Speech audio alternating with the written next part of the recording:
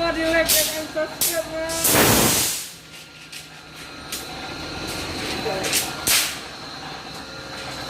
Halo teman-teman. Ya teman-teman. Nah, ini dulu tiga.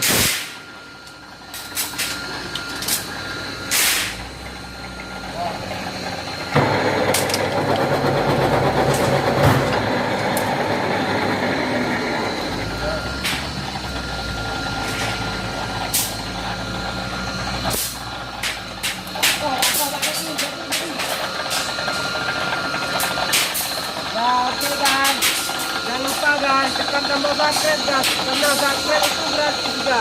Orang pekerja keras guys, ya jangan lupa guys, tekan tombol subscribe ya.